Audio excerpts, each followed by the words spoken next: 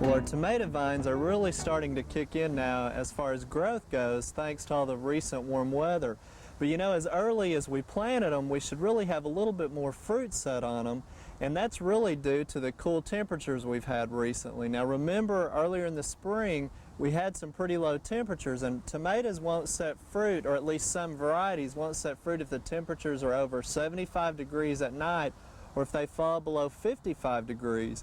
And we had some very cool temperatures, and as a result, when you look at some of the fruits that are set on the tomatoes, you'll actually see that we have blossom, or not blossom and rot, but we have cat facing as it's called, where again, as a fruit was pollinated, the fruit will grow a little bit larger, but where the pistil was, it's deformed, and so you'll get deformed fruit, partially due to the cold temperatures, but in some cases it can also be because of excess nitrogen or maybe 2,4-D damage.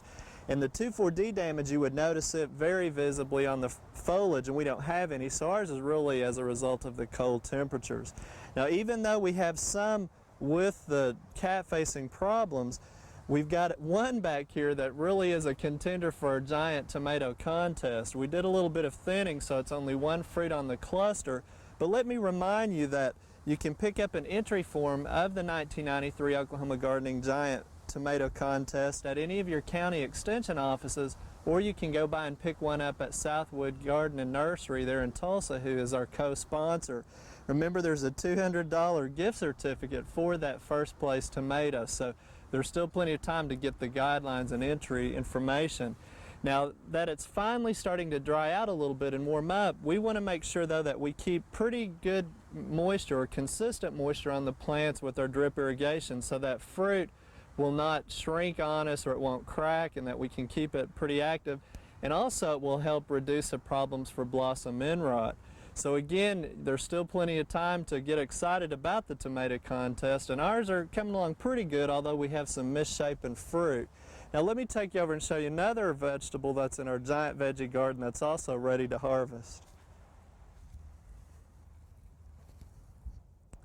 Our giant kohlrabi is coming along quite nicely too. Now remember, our particular cultivar variety is Gigant Winter, and we got our seed from Southern Seed Exposure, and they tell us that they can get anywhere between 15 and 20 pounds and about 8 to 10 inches in diameter. And if we measure ours, ours is coming across between 5 and 6 inches in diameter, and it still has a little bit of time to go, so we're going to let it get a little bit bigger and see just how big it will get. Now remember, traditional kohlrabi varieties, if you let them get this big, they would get real woody in taste and texture. And that's one of the nice things about this variety, is that once it gets this big, it's still pretty tender considering the size. You may have to cut off a few extra spots on it. Now remember, a kohlrabi, that's not really the root, that's a swollen stem above ground that's doing that. And you'll see various sizes and shapes. As a matter of fact, over in our edible landscape, we actually have a cultivar variety that's purple called Purple Vienna.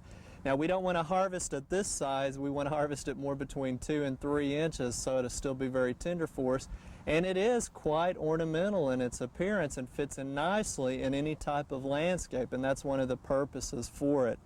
Well, now that we've got a couple of the kohlrabi varieties ready to harvest, let's take them inside and see what Barb has in store on how they taste and a quick way to prepare them as well.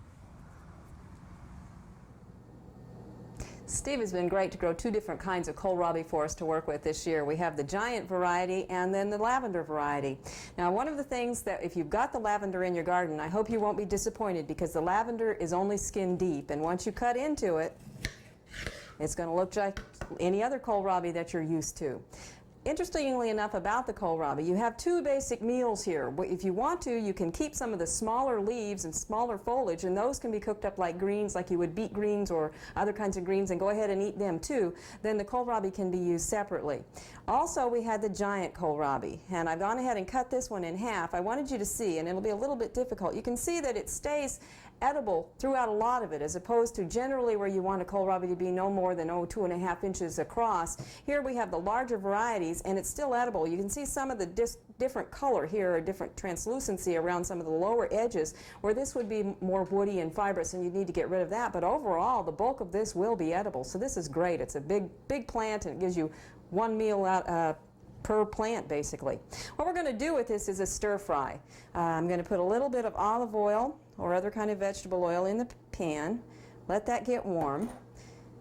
Now normally with stir fry you want to put those things in that are going to take the longest time to cook first. So I'm going to put the kohlrabi in first. But keep in mind, kohlrabi does not have to be cooked.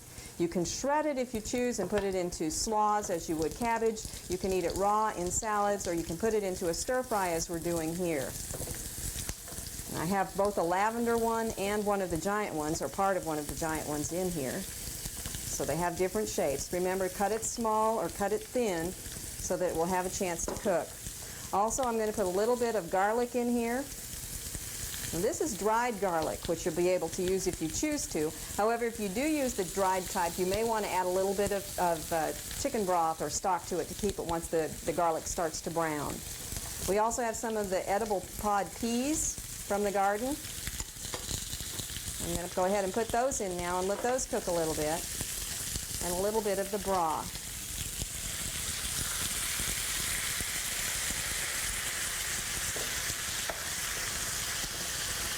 Now this would be able to be done without any added fat if you wanted to put the lid on it and let it steam. You can accomplish something that's very, very similar without the oil if you use a non-stick pan.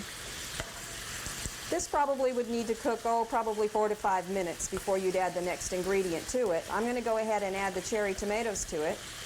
We have some of the miniature world's smallest tomatoes from the garden. Now, if you wanted to, if you've got an herb garden, feel free to delve into the garden that you have there, the plants that are growing, and see what you've got, what you think would look nice, or what would taste good in your stir fry. Remembering that if you've got a recipe that uses dried herbs, that you'll need to use more of the fresh than you would of the dried, because the oils will concentrate during the drying process.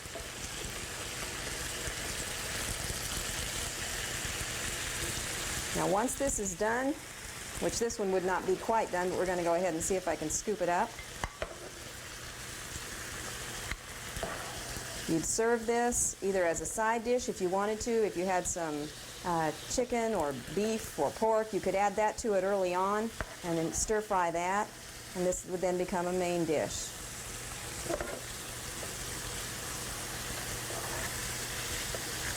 Hope you'll try kohlrabi in as many different kinds of ways as you can. It's a good vegetable. It has a lot of nutrition.